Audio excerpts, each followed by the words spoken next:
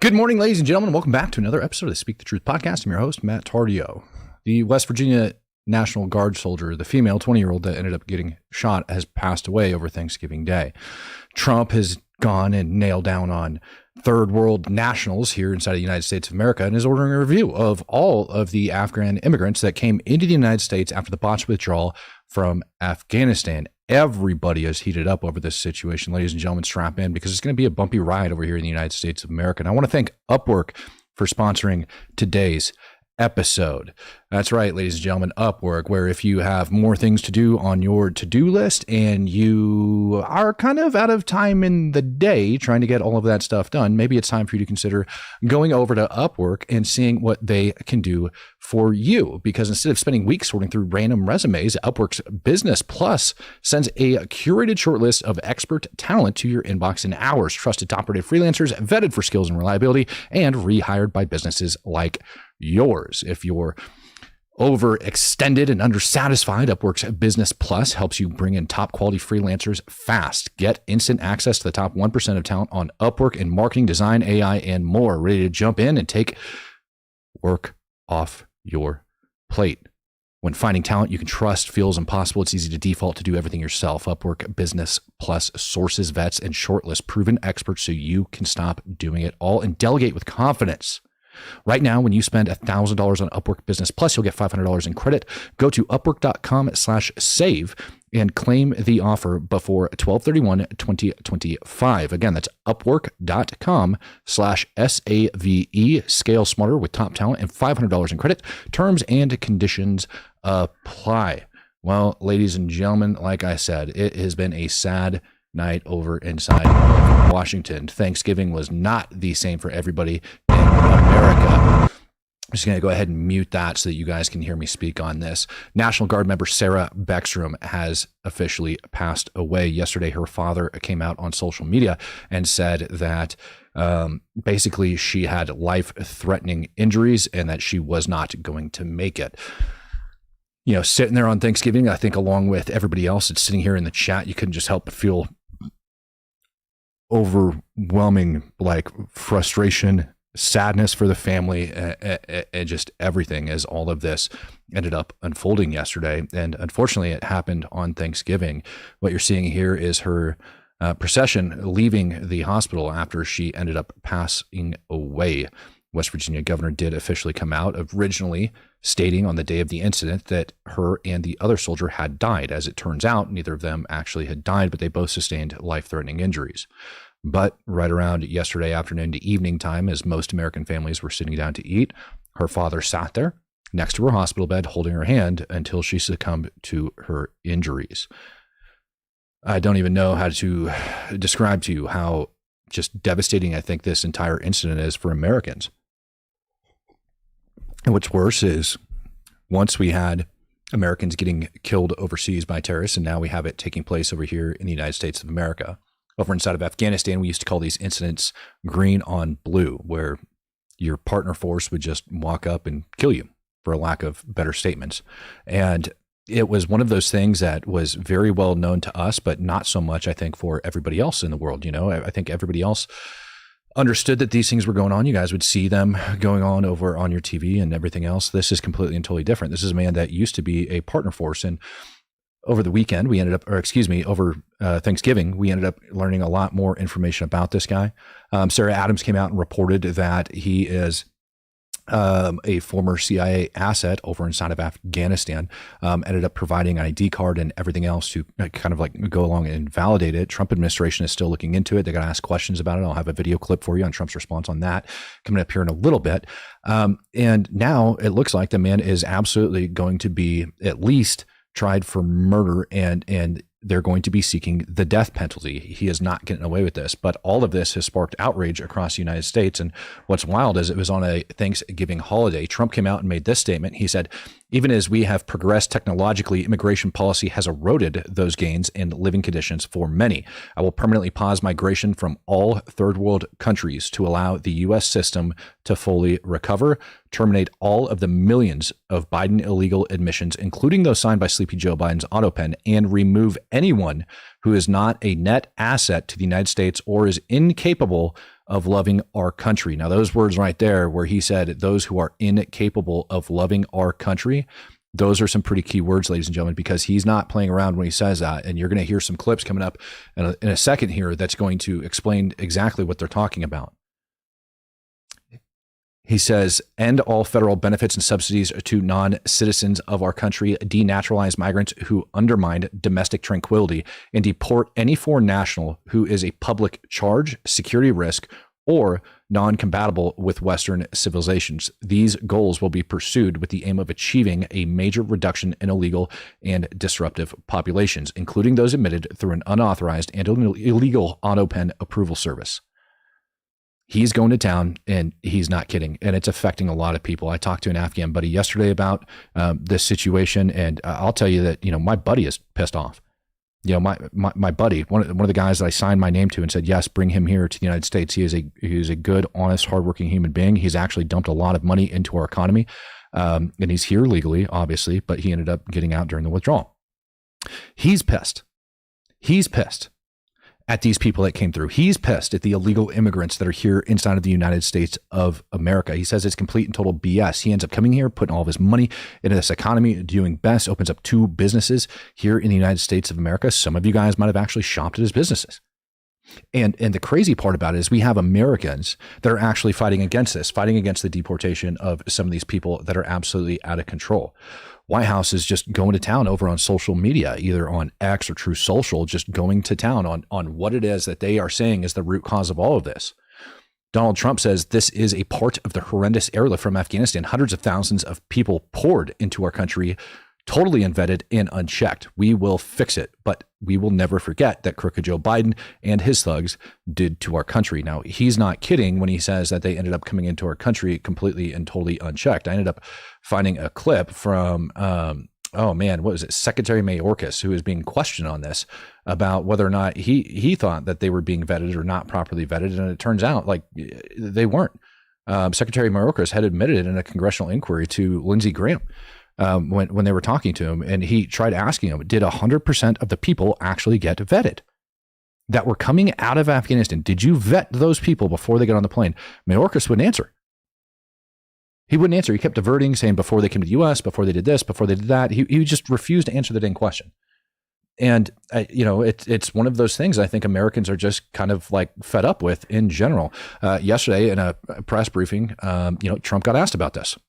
U.S. officials say that the suspect worked very closely with the CIA in Afghanistan for years, that he was vetted, and the vetting came up clean. He went cuckoo. I mean, he went nuts. And that happens, too. It happens too often with these people. You see them. But look, this is how they come in. This is how they're standing on top of each other. And that's an airplane. There was no vetting or anything. They came in unvetted. And we have a lot of others in this country. We're going to get them out.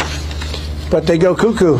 Something happens soon. Your DOJ IG just reported this year that there was thorough vetting by DHS and by the FBI of these Afghans who were brought into the U.S. So why do you blame the Biden administration? Because they let them in. Are you stupid?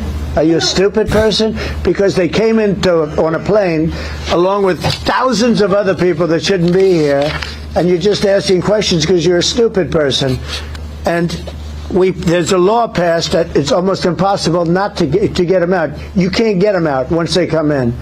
And they came in, and they were unvetted, they were unchecked, there were many of them, and they came in on big planes, and it was disgraceful. And if you look, you'll see there was a law passed. It makes it almost impossible not to let them in, not to certify them, so to speak, once they come in. And they came in, and they shouldn't have come in. And frankly, the whole thing was a mess. The whole Afghanistan situation was a mess. It should have never taken place. If we're going to go out, and we would have gone out because I had everybody ready to go. We were going to go out with strength and dignity and precision, and we would have left for Bagram, and we would have kept Bagram, by the way, because of its very close relationship to China and where they make their missiles. But when you let the people come in by the thousands and thousands and thousands, they made a terrible mistake. It's it's shocking to me that, we have people that are even like trying to bring up and politicize this event, as the reporter just asked. Hey, didn't this guy end up coming in underneath, didn't you approve his crap? Well, look, he came in underneath Biden. Actually, in September of 21, he actually hopped on one of those flights and came back. There's reports from local nationals, or excuse me, not from local nationals, but there's reports from different media outlets that are saying he was actually on the ground at the airfield. The shooter was on the ground at the airfield and helping to protect the airfield while people were being pulled out of the country. Now, that doesn't excuse a dang thing whatsoever. And I'm still absolutely pissed at this guy. I hope he gets the death penalty. I hope he gets hung. And I hope they do public hangings finally. But it's disgusting to me that people are going to sit here and say, well, didn't you approve this? Didn't this end up happening on your watch? Well, no, it didn't happen on Trump's watch. All right. Truthfully, he ended up reapplying last winter in 24. All right. For refugee status after he was already here inside of the United States of America. A couple of months later in April, underneath the Trump administration, those rollovers that were in office from Biden were the ones that ended up approving it. He hadn't gone through and cleaned out the entire process, and they weren't like, this wasn't on his radar yet. But like I said, last week, this was definitely on his radar. And it makes me wonder if the White House didn't have some advanced knowledge of this type of attack taking place, because last week is when Trump gave the order to review all of those SIV holders or any of those people that ended up coming into the United States of America from those evacuation flights from Afghanistan. Patrick Loudon says, as soon as this happened, Khamenei started getting loud again. Wonder if Iran had anything to do with this as well. I wouldn't be surprised if Iran had something to do with this, to be perfectly honest with you. For guys that don't know, Khamenei is the Iranian president. Wouldn't surprise me if Iran had something to do with this, backing and pushing him in some sort of way. But again, when something like this happens, when there's a weakness in the system, our enemies are going to exploit that with information and start pushing their narratives.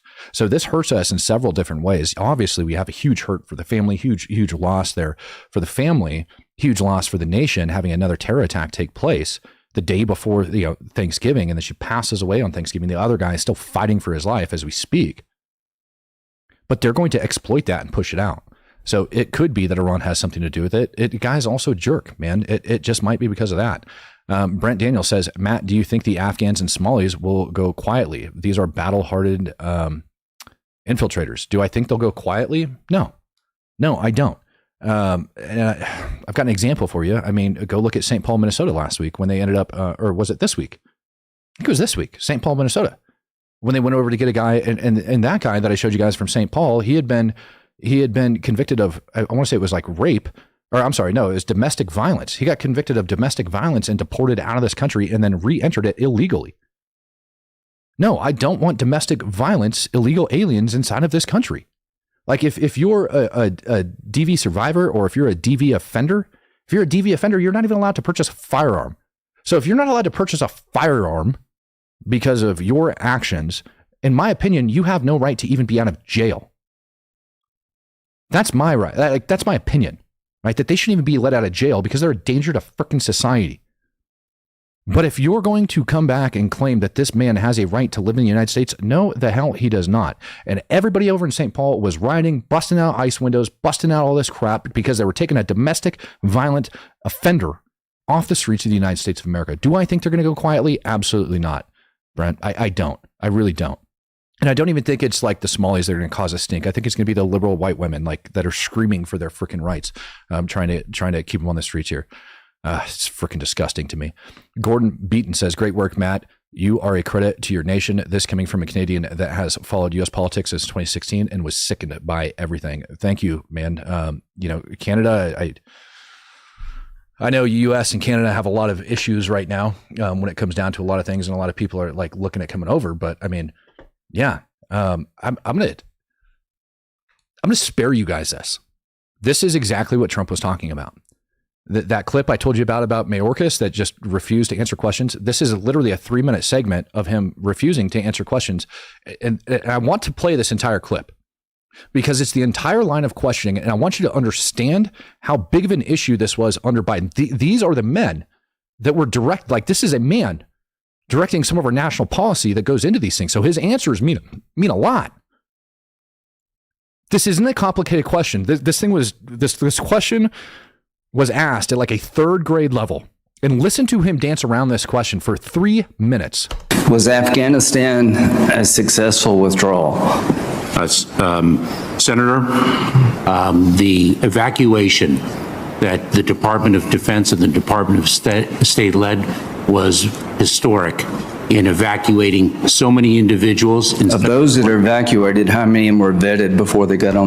So at first he asked him whether or not it was successful. And he doesn't say yes or no. He just says it was historic. Yeah, no kidding. It was the largest NEO ever freaking executed. But was it successful? Dances around the question. The plane.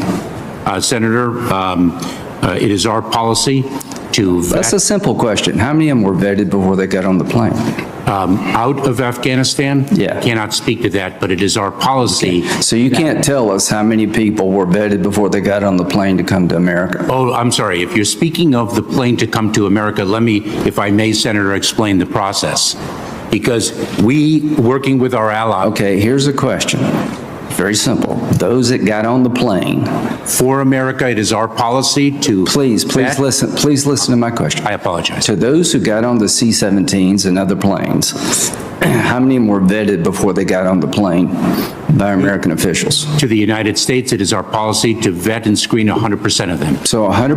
Okay, you just stated your policy for the United States of America, but what you didn't state was the answer to his question. And this is what pisses me off. I know from interviewing the soldiers and Marines on the airfield that not everybody had paperwork, not everybody was vetted, and that the Department of State was giving conflicting orders, and that even the soldiers on the airfield and the Marines that were on the airfield screening the paperwork at the gates to bring these people in were not properly vetted. Some of them had photocopies of somebody else's freaking paperwork and everything else. It's absolutely disgusting. When I was talking to my buddy yesterday, he was talking about people giving like a lot of money. Some of those people were allegedly getting paid off, according to my friend, in order to get in here. And I doubt that those like soldiers and Marines took any of that money, but I would bet on the outside, you had Afghans that were freaking charging money to get people up into the front of the line, causing havoc. It's freaking disgusting. 100% of those people that got on the plane were vetted. That's your testimony under oath. It is our policy to do so. That's not, I don't care what your policy is. I'm asking how many people were vetted before they got on the plane. Do you know the answer? Senator. If you don't know, just say I don't know. Senator, I do not know if anyone boarded a plane that was not fully screened and vetted. Can you tell me that all the people that got on? Okay, so now listen to that answer. I don't know if anybody boarded the plane that was not fully screened and vetted. So he tries claiming that everybody's fully vetted. Darth Metal says, I can't stand seeing people blame Trump for this, using it as a gotcha moment because the National Guard was in D.C., such a traffic event. That's what they focus on. Yeah, and there's actually people that are celebrating, and I just choose not to play it because it pisses me off. They're celebrating the death of this service member. And the fact is, the Biden administration failed enormously during that evacuation. I can pull up the interviews. They're publicly available. I've got them over on, I'll show you guys. On the plane were vetted. Absolutely. I can tell you that all of the individuals. Before they got on the plane. If I may, Senator, all of the individuals who arrived in the United States have been screened. That's not, listen, I'm not trying to trick you. I'm trying to ask a simple question. We've had thousands of people that got on C-17s and flew out of the most chaotic situation I've seen since the fall of Saigon. And I'm asking you, before they got on the plane, how many of them were vetted by the United States? Can you tell me what percentage? Senator, I would posit, and I will confirm this, that well over 99% of them were fully screened and vetted before they boarded a flight. Okay. If, in fact, any of... Where do you get that information from? May I, Senator? Sure. If, in fact, they were not, they were screened and vetted while in flight, and if any derogatory information... So, if they weren't, they were screened while in flight. Again, I just told you that I've interviewed service members that were on the ground that flat out stated that people were getting on those flights that didn't have paperwork. On the record. Was adduced. They were placed in immigration enforcement proceedings and in removal. Now, you do know you're under oath.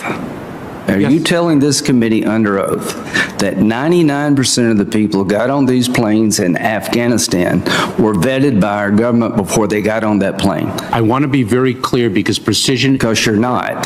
No. Senator, if I may, you are asking me about planes from transit countries to third countries. I'm talking about people who got on the plane in Kabul airport. No, I can't speak to that. Well, Oh, now you can't speak to that. Finally, after 3 minutes of grilling him in his freaking face, when he's asking him whether or not all of those people were fully vetted or vetted at all before they got on the aircraft. And what was his response? Ladies and gentlemen, I can't speak to that. Because he knows that it didn't occur that way, and he knows. He just sat there and lied. He lied. He was asked a third grade level question whether or not they were vetted before they got on the aircraft. He said 99.9%, upwards of 99%. And then when he asked him very clearly, again, he goes, oh, I can't speak to it. Freaking malarkey.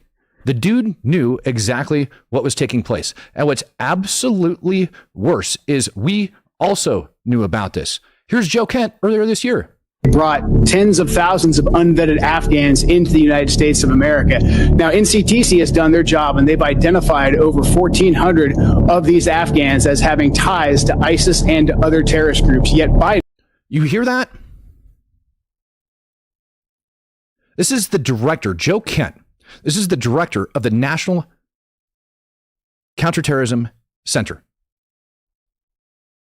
And he just told you the number that have ties to ISIS, Al-Qaeda, the Taliban, that have came into this country on those flights. So we know that happened, and we know that they weren't properly vetted, either withdrawing from Afghanistan or, according to Mayor, even prior to them entering the country. And they're here. They weren't deported. They weren't sent home. Let them into the interior of the United States. Same thing with a bunch of ISIS-affiliated Tajiks and Uzbeks who came into the United States of America as well. There's around 600 of them that were also identified by NCTC that are here in America right now. Uzbeks and Tajiks. Even worse, to be perfectly honest with you.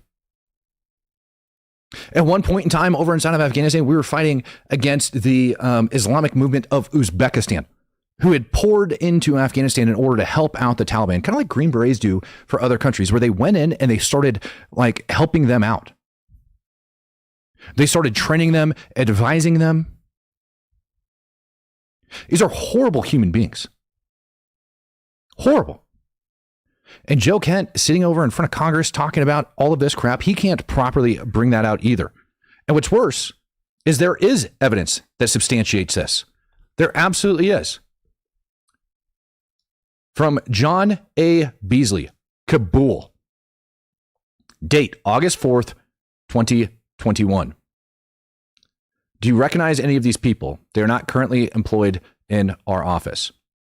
Somebody with a redacted name from State Department said, Dear Mr. Beasley, I'm writing on behalf of the Refugee Affairs Office to request your assistance with the identifying locally engaged staff who qualify as referrals to U.S. Refugee Admissions Program. Please note, LE staff in this respect is referring only to Afghans who work in Afghanistan. Monday afternoon, Secretary Blinken announced a new program known as the P2 program. The Afghan P2 program complements the SIV program and denotes groups of special concern by virtue of their circumstances and apparent need for refugee resettlement. LE staff who are eligible for the SIV program should not be referred to USERP. They flat out knew that they were putting people into the system that, quite frankly, shouldn't have been there. Quite frankly. And they were trying to make different excuses in different ways to get some of them out. Local police, man. I don't even think I saw national police. It just says locally engaged staff. Excuse me, locally engaged staff. Are you freaking serious? Like any Afghan vet that's like kind of been over there has just lost their dang mind at this point because of the amount of people they open this up to. You know, this originally is for like, you know, good high-ranking commanders, interpreters, people who are like well-known that have done multiple years of service alongside U.S. service personnel over there who are having their families threatened, who are likely going to be killed, murdered, etc. Those are the people that this program is meant for. Jonathan Dinst from NBC ended up discovering this and wrote a letter, this one actually, email, that's up on your screen. And he brought this up to the Public Affairs Office and asked specifically whether or not, you know, this is true. Are you able to offer any guidance on record or background as part of the ongoing screening process we are hearing? Several evacuees in DC and numerous others in Doha have been pulled aside and are being held for additional screening due to possible terror connections. So it's not even in flight like Mayorkas was saying. Because if it was in flight, they would have landed in Doha and not known about this crap. He goes on to say, this apparently is separate from a handful of refugees pulled aside because they had previously been deported from the U.S. for criminal acts and are now trying to re-enter. Also, hearing several refugees pulled aside in Europe as well. Any clarity you can offer would be appreciated. How many evacuees in DC and Doha and or Europe have been pulled aside for possible terror connections? Do you have any confirmed terror ties? So the media is able to figure this crap out and is asking questions about it to the Public Affairs Office, who flat out like ignores this request. Director of the National Counterterrorism Center, Joe Kent, is able to come out and tell you that, yes, we had all of these individuals that were pouring into the freaking country that we knew were illegal, and yet the government ended up letting it through. Also taking place yesterday. Yes, we know that he entered the United States legally during the Afghan withdrawal. He wasn't here illegally. He was here legally and then applied for refugee status last year, got approved this year in April. He ended up staying over at like a nonprofit multimillionaire's house, him and his wife, while they were raising money for him. And I don't think that they have blood on their hands. I think they were just trying to do the right thing. There's a lot of people trying to drag them through the mud, so I'm not going to put their names out there right now. I don't think they had anything to do with this. But oddly enough, this man ended up having connections down in San Diego as well. The FBI searched multiple properties in Washington state and San Diego on Thursday in what it said was a terrorism probe into a man suspected of shooting 2 National Guard members. It is an ongoing investigation of terrorism. Make no mistake about it. The suspect was identified by the Department of Homeland Security as Ramanullah Lakhanwal, an Afghan national. The 29-year-old lived in Washington state with his wife and 5 children. FBI Director Kash Patel said investigators seized numerous electronic devices from the suspect's house and interviewed the suspect's relatives. There is confirmation now that the subject had a relationship in Afghanistan with partner forces. We are fully investigating that aspect of his background as well, to include any known associates that are either overseas or here in the United States of America. Dude, I am so ticked off at Kash Patel and the way he's speaking about this. He's got known associates over inside of Afghanistan. Dude, you should flat out just state what that association is, because we all know exactly what it is. Man was freaking trained by the agency, and there's discrepancies over his age. The man that killed this woman right up here on your screen. And we know, all right, we know that the man entered in at like 15 years old, ended up faking some paperwork in order to get into the training pipeline in order to do that. It's freaking just infuriating. Adam DLC says, if it was Biden or Trump or whoever it's still Americans causing problems here, but blame each other for everyone else's. That's what's frustrating to me. No, what's frustrating to me is that this took place. What's frustrating to me is that our country actually got to a place where illegal immigrants have more rights than Americans that have busted their butt to get here legally, or people that have worked their butt off to get their green card, people that have fought the system for years, paid exorbitant amounts of cash at a hope of becoming U.S. citizens. And they can't do it from overseas because our system is so bogged down with illegals here in the United States of America that they don't even have the time to process it yet. U.S. Attorney for Washington, D.C. Janine Pirro identified the injured guardsmen as 20-year-old Sarah Beckstrom and 24-year-old Andrew Wolf. Both are in critical condition following surgeries. Pirro said they had been sworn in as National Guards fewer than 24 hours before the shooting. A lone gunman opened fire without provocation, ambush style, armed with a .357 Smith & Wesson revolver. One guardsman is struck, goes down, and then the shooter leans over and strikes the guardsman again. Another guardsman is struck several times. The suspect was also wounded in an exchange of gunfire with another guardsman before he was arrested. Officials were not yet able to offer a possible motive. Not able to offer a possible motive. Really? We haven't figured out what the motive for this individual is yet. New shooting video of the incident ended up coming out, and I'll play it here in just a sec. But it's probably one of the most disturbing things ever. This entire incident, though, has pretty much sparked a lot of hate in the country. And the State Department and the Trump administration is making a very huge stance. A very, very huge stance when it comes to this. Yeah, well, let's start with the baseline. Okay, no one is entitled to a student visa to enter the United States. No one. It's not a constitutional right. It's not a law. We every day, consular officers on the ground in face-to-face interviews are denying people visas for all kinds of reasons, because we think you're going to overstay, because we think your family member is a member of a drug ring, whatever it may be. We deny visas every day all over the world. No one's entitled to a visa. Let's start with that, because I hear some of this reporting out there, like if somehow you're allowed to have a visa unless we can come up with a reason why you shouldn't have one. That's not true. The burden of proof is the other way. Now, let's say you go to a window somewhere in the world and say, I want to go to the United States to study at a university. And as part of that interview, it comes out, you think Hamas is actually a good group. We probably would not let you in. I would hope we wouldn't let you in. Okay. But let's say we don't ask you that question and you get into the U.S. on a student visa, and all of a sudden it becomes obvious you think Hamas is a good group. Well, then we should revoke your visa. In essence, if we would have if we learned things about you once you're here that would have caused us to deny you a visa when you were overseas, that's grounds for revocation. It is not in the national interest of the United States. It's not in our foreign policy interest. It's not in our national security interest to invite people onto our university campuses who are not just going to go there to study physics or engineering, but who are also going to go there to foment movements that support and excuse foreign terrorist organizations who are committed to the destruction of the United States and the killing and the raping and the kidnapping of innocent civilians, not just in Israel, but anywhere they can get their hands on them. He's not wrong.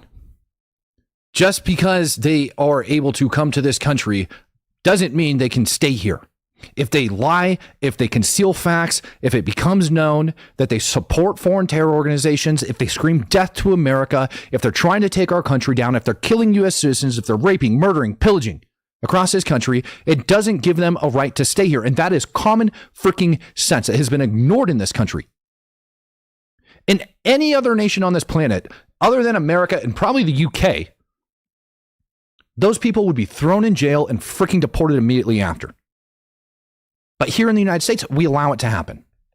That's not in our national interest. So we have a right to deny visas before you get here, and we have a right to revoke them if we believe that your presence in our country undermines our national interest, our national security, and our foreign policy. And that's what we intend to do. Now, listen, there are other student visas that are being canceled that have nothing to do with us, by the way. And that has to do with someone, for example, who is here on a student visa and has a DUI. And I don't know, that's not us, that's DHS. But I don't know if people realize if you commit a crime while you're in the U.S., that's an automatic grounds for revoking your visa, and no one was ever doing it. They weren't cross-referencing the system. Imagine that. Now they're starting to do that. So that's the majority of these, but we have identified, I can't tell you the exact number because it's static and it's constantly moving, but when someone is presented to me and it's clear that this person is a supporter of a foreign terrorist organization, we're going to remove them from the country. you're not going to be here. It's just that simple. What a stupid thing. What a ridiculous thing to invite people in your country so they can be part of these movements that are terrorizing fellow students, tearing up campuses, shutting down campuses. We have campuses in America that couldn't even operate for weeks. People couldn't go to class. Are we crazy? What other country in the world would allow this? Exactly. No other country in the world would allow that. And we shouldn't allow it here in the United States of America. If you're here on a student visa and you support a foreign terror organization, you need to get your butt kicked out of this country. Rubio's not the only one that says it. A lot of people agree with that statement. I tend to agree with that statement, for the love of freaking God. Here's another one. What you heard tonight from President Trump, the breaking news here tonight, is saying that his government is going to accelerate efforts to review every person added to this country over the last 20 years, or the last 4 years, all 20 million. Now, obviously, if you're illegal, you're out automatically. But everybody else who is brought here, refugee, asylum status, whatever status, as he said, if you're not someone who loves this country, if you're not any benefit to this country, then we're going to send you out of this country. Because it's a... There you go. You hear the same verbiage there. Across his administration, if you're not an added benefit and if you don't love this country, you're getting the hell out. I got a feeling that the term globalize the Intifada or Antifada revolution being shouted on the streets is about to get targeted as well, as it very well should be. Enough already. No one else has to die. No one else has to be murdered. No one else has to be shot. No more empty seats are needed at the Thanksgiving table or the Christmas table because of what Democrats have done to this country. So tonight we heard from a commander-in-chief a historic announcement, a brave announcement, exactly what America needed to hear, Kellyanne. What you heard tonight from President Trump. And I agree. I absolutely agree. And I think anybody that's had to deal with this stuff on a mass scale is absolutely going to agree with that. The safety and security of U.S. citizens comes before your alleged, how do you want to privilege to come to the United States and get an education, to come to the United States and live, to come to the United States and raise a family. The security of this country is paramount to that.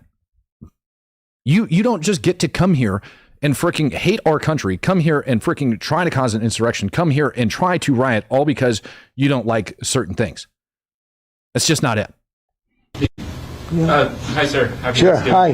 What do the Somalians have to do with this Afghan guy who shot the man? Nothing, but Somalians have caused a lot of trouble. They're ripping us off for a lot of money. There's a tremendous amount of money going back to Somalia. What the hell are we paying money to Somalia for? Good question. But they're ripping off our country at a level that few people have been able to see before. That's about the only thing. You talk about competence. We have Ilhan Omar, who does nothing but complain about our country and our Constitution. Who, by the way, allegedly there is an active investigation against Ilhan Omar and her citizenship and whether or not she did marry her brother to get citizenship. Also, a little known fact about Ilhan Omar, her family back in the early 90s actually worked for the prior regime that was there that ended up getting overthrown. Father was a very important man within there. And they ended up fleeing and going over to to another African country before they eventually ended up getting asylum here in the United States. Just want to throw that out there. And she comes from a country with practically no country. It's devastated, it's crime-ridden, it's a mess, it's a disgrace. And we took their people at a tremendous... We're not taking their people anymore. We're not taking their people. And we're getting a lot of their people out because they're nothing but trouble. Okay, thank you very much, everybody. We're getting rid of their people because they're nothing but trouble. And he is talking specifically about these different third world countries and more specifically about Somalia.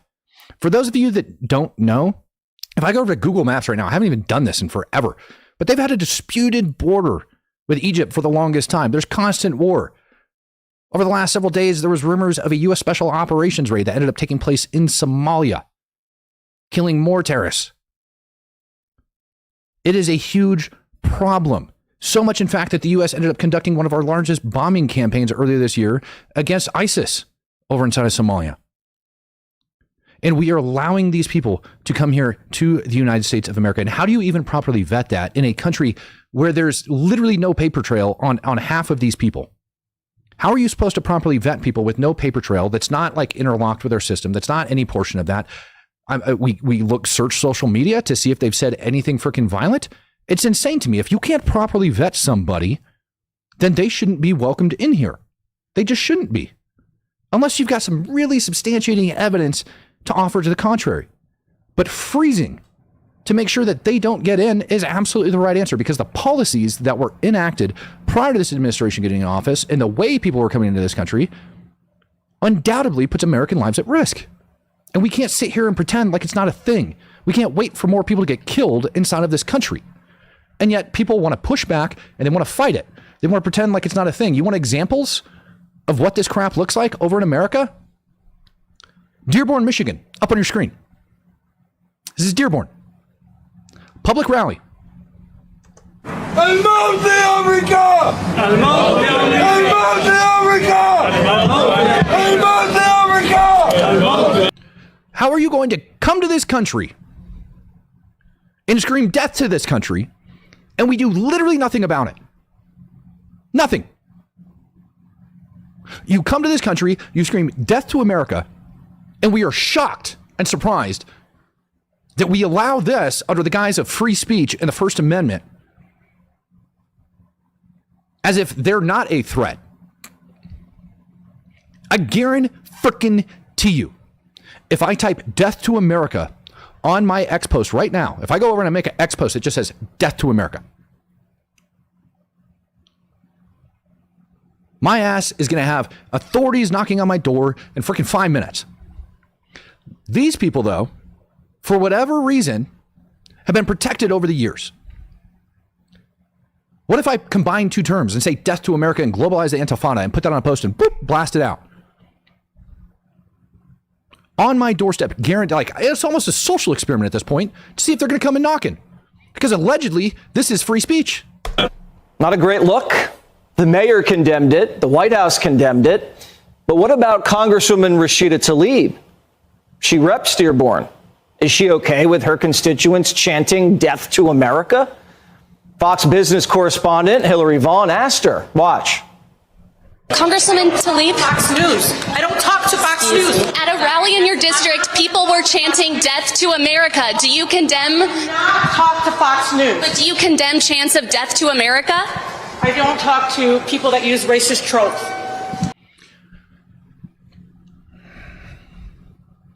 Your constituents are screaming death to America. Your constituents are quite literally screaming death to America. I don't care what news organization it is. You should be able to stand up and say, yeah, obviously I don't condone that, and I'm going to be looking into it. Their representatives are allowing this to happen, ladies and gentlemen. Why can't you just say whether or not you condemn people chanting death to America? Why are you afraid to talk to Fox? Fox News is not listen, using racist tropes towards my community is what Fox News is about. I don't talk. Your community that's screaming death to America? That's your community, Ms. Tlaib. Those are literally your constituents screaming death to America. And you can't go over and you can't correct the record. Instead, a racist trope, you can't talk to a news organization for your perception of a racist trope. But death to America? You can't say a dang thing about it? You can't speak a word on it. This is what our country's turned into. This is why we have all these violent acts. You need some more backup for why Trump would say what he was saying? Do you? You want some more? Here's an imam over in Michigan. They want to show us morality.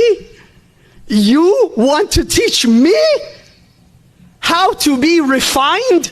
Excuse me, you are the ignorant and I am the knowledgeable. Please step aside, because the last hope for America is in Islam. We are the ones that will remind them of the truth. We are the leaders of the world. We are the masters. We are the teachers. Don't worry about the filet mignon and the unseasoned chicken of the white man that colonized our lands.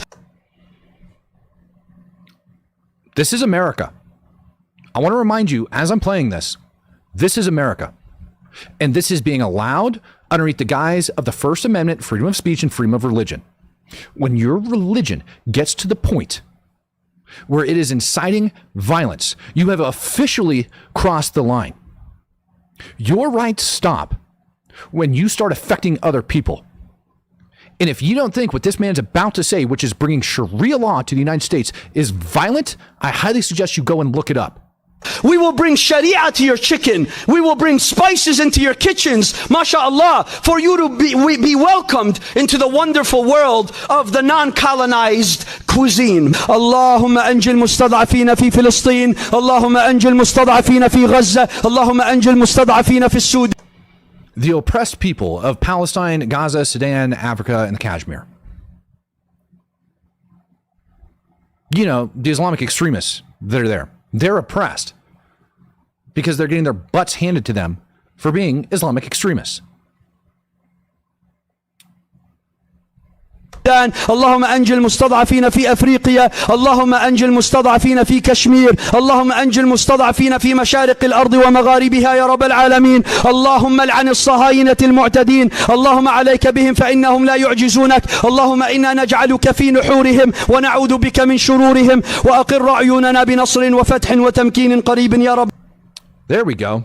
Make us rejoice with victory and conquest soon, O Lord of the universe. It is no longer freedom of religion when you start talking evil and inciting violence. Conquest, Sharia law, America, Michigan. Death to America. All of these things apparently are covered underneath the First Amendment, and representatives over inside Congress won't do a dang thing about it. They'll just let it sit there and they'll let it happen. Trump comes up and he goes to like, stop it. You think it'd be a problem? No, I wouldn't. I would think that deporting people that want to do evil to American citizens should be the answer. And you can't sit back and state that this isn't a thing, that we don't have a major problem in America. You want to see a crowd gathered outside of a synagogue over inside of New York?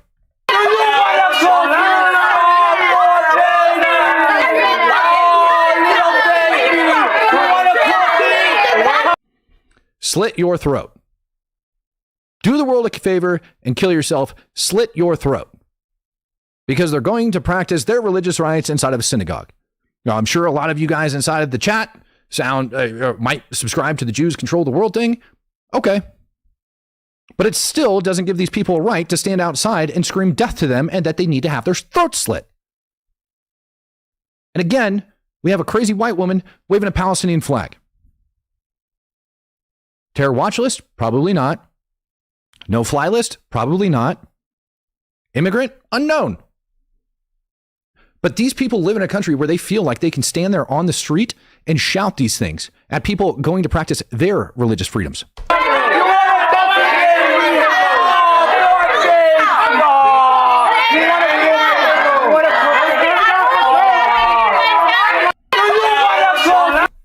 It's not a joke. Like, ladies and gentlemen, this is our country. This is what's been like taking place. And I didn't even bring up like New York, like just in general and some of the crap that's been going on over there. Here's another example of somebody that should have been deported a long time ago. I've talked to you guys about the Holy Land 5, right? They ended up going on trial and Muslim Brotherhood listed as a co-conspirator, but they never like dove into it. Maybe it was CARE listed as a co-conspirator, but then they ended up suing and all this other crap, whatever. Unindicted co-conspirator for the Holy Land 5.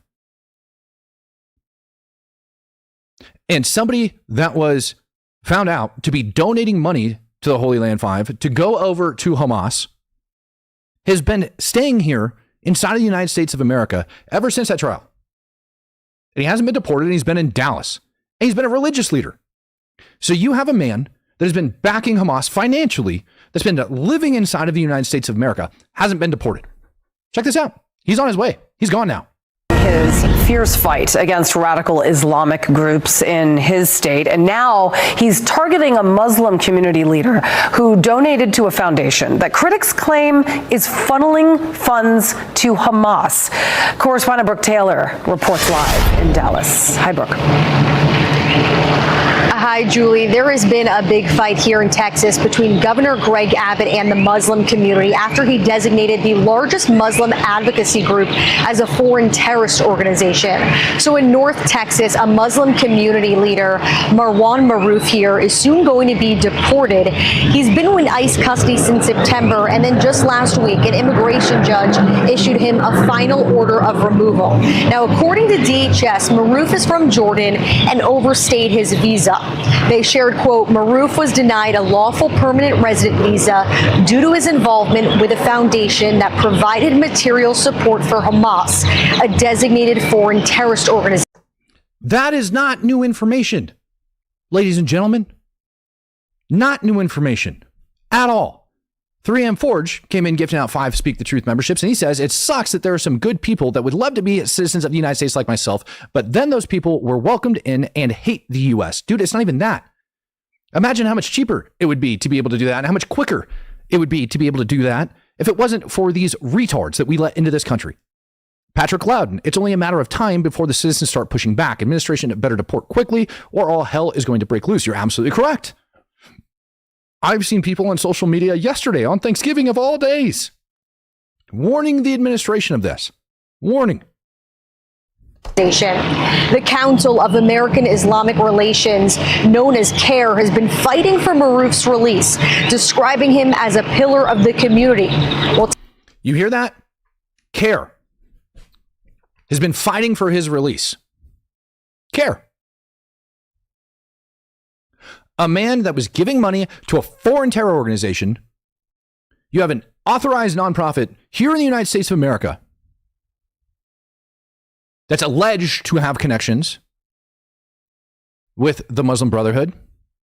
And yet, nothing. We're not going to look into that. They're fighting for they're fighting for a guy that literally funds terrorism. A nonprofit organization in the United States is fighting to keep a man that was funding a terror organization. How the hell is that allowed in this country? Texas Governor Greg Abbott responded to this on X. He said, quote, this is another example of CAIR Texas's support for Hamas and terror. Abbott designated the Muslim Brotherhood and CAIR as foreign terrorist organizations earlier this month. He said, quote, the Muslim Brotherhood and CAIR have long made their goals clear: to forcibly impose Sharia law and establish Islam's mastership of the world.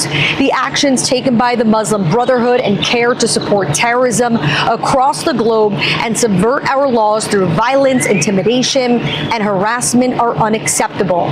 CAIR Texas fired back with a lawsuit against Abbott, and community leaders together held a press conference urging him to retract his proclamation, calling it defamatory and dangerous.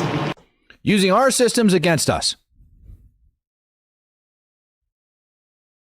Nonprofit organization, getting freaking like tax breaks, everything else, defending a freaking terrorist from being deported. Victor Molina Rodriguez, Honduran national, deported for domestic violence and disorderly conduct.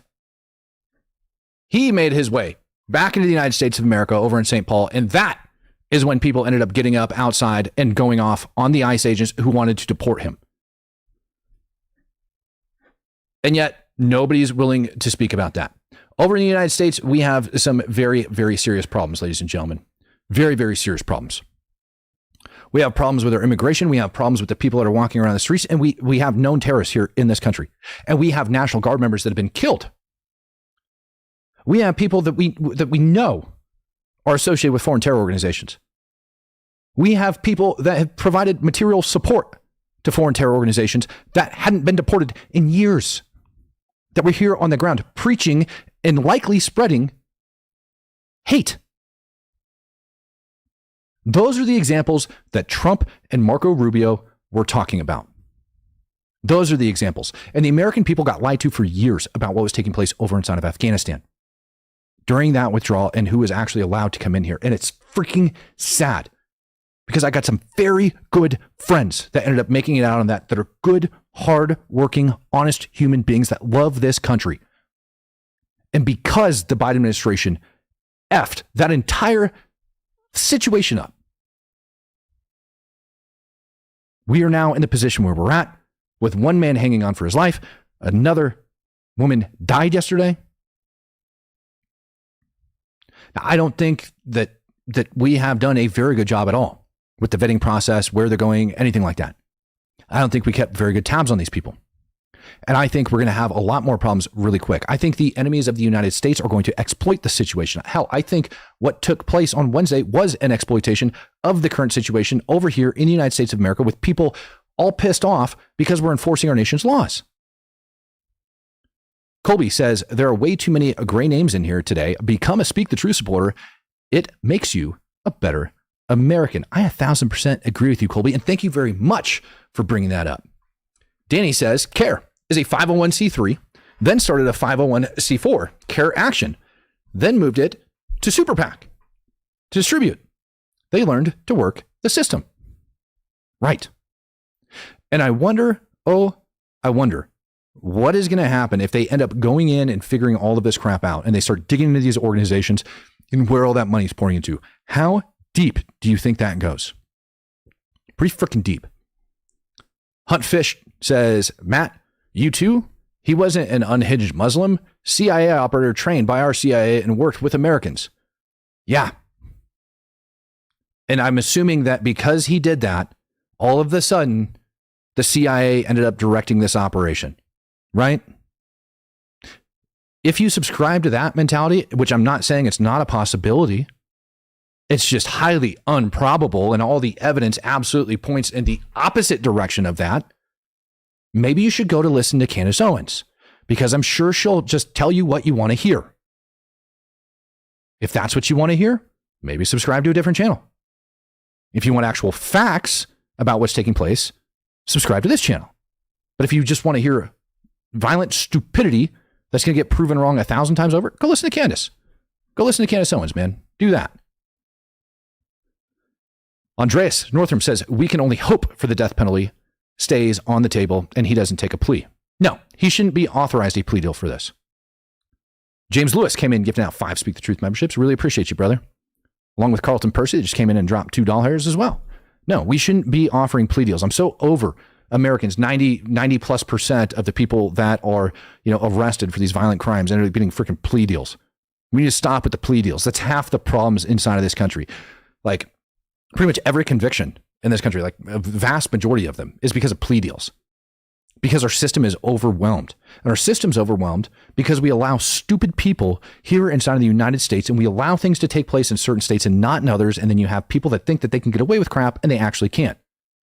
We've got a degradation of the American families. We've got a degradation in American values. And we've got people standing up for freaking terrorists inside of the United States of America. When is the insanity going to stop? I should not have seen a Taliban flag or an ISIS flag or a Hamas flag flying in the United States of America in a protest. I should not be seeing men dressed up as Hamas fighters in supporting Palestine. If you support a foreign terror organization, you should not be allowed in this country. Your ass should be arrested. If you want to wear the flag of our enemy and dress up as one of them and self-identify as a terrorist, you should be charged as such. That's not freedom of speech. You're not putting on a play. You're not putting on a show. You are self-identifying, and you need your ass arrested and kicked out of this country. That's what needs to happen. JC, I've seen that video. This crap is disturbing. I'm going to close this out by saying, I love you guys, and I appreciate all of the support that you guys have shown me over the years. Every single person that has subscribed to the channel, every single true supporter that's out there, every single person that came in and donated today, I really appreciate you. I don't care if it's $1 or $100. When you guys end up donating to this channel, you guys actually legitimately keep me propped up and able to continue to do what I do. So thank you guys very, very much. Robert Gehring says he will end up living with Epstein. He'll probably hang himself. I think there's a million different alternative motives, like different motives that could have gone in that situation. What I absolutely think is incorrect is how Kash Patel said he acted alone. I don't think that's true. I think that there was some different motivation to different things that ended up going in there. And I think that the FBI is going to have to dig into that. And if I would think the reason that he ended up coming out stating that he acted alone is because they are casting a net right now, trying to pull anybody in. When is it going to end? It's going to end when Americans actually wake up. Until the U.S. population actually wakes up and says, you know what, none of this is okay inside of the United States. We can't be having these things happening here in the United States of America. We must stand up for ourselves. We must use common sense. We can't be allowing this type of rhetoric in our country, and we can't be allowing our borders to be still as wide open as they are, even though our CBP encounters are down by like 8-fold. It's freaking ridiculous. So even 7-fold, even though our CBP encounters are down this year, it doesn't mean that our border's secured. 500,000 people coming into this country every year that are being caught. God only knows how many that aren't. We need to fix that. And we need to hold our politicians accountable. We need to hold people like Mayorkas, who flat out lied, accountable. And even the Biden administration. Ladies and gentlemen, peace, love, happiness, and God bless. I'm out of here.